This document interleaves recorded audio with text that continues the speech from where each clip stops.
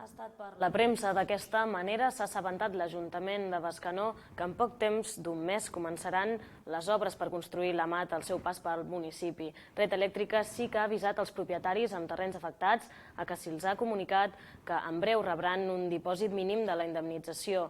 D'altra banda, l'estat espanyol i francès han arribat a un acord per fer passar la línia per la Jonquera.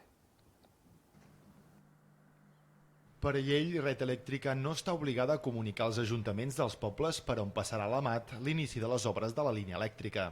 Tot i això, des del consistori d'alguns municipis afectats, com el de Bescanó, s'ha mostrat la sorpresa d'enterar-se'n de l'inici d'aquestes obres per la premsa. Aquest estupor també s'ha encomanat als veïns de la vila.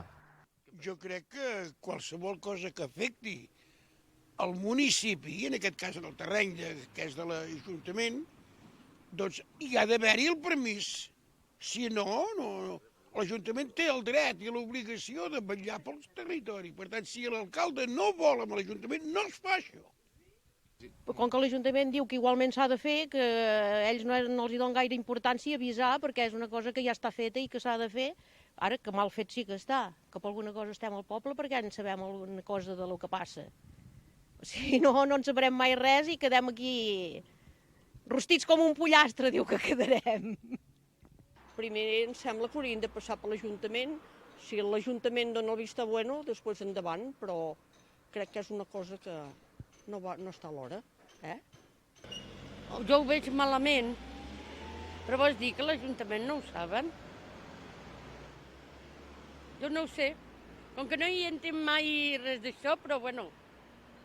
De fet, Bescanó és una de les viles més afectades per la mat. En concret, el tram de línia que transcorre pel seu terme municipal inclou 9 torres que oscil·len entre els 28 i els 54 metres d'alçada, que passen per 23 parcel·les corresponents a 12 propietaris diferents. A banda, també s'hi construirà una subestació elèctrica. En aquests terrenys és on es construirà la subestació de Bescanó. A ella hi anirà a parar l'actual línia de 220 kV i la nova de 400, que s'uniran en un sol traçat.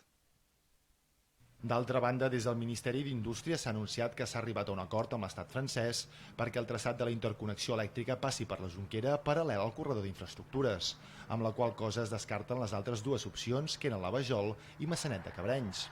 Pel que fa al soterrament de la línia, des d'Indústria s'ha afirmat que seria possible soterrar la línia uns 10 quilòmetres en el seu pas pels Pirineus, sempre i quan des de la Unió Europea això es considerés imprescindible.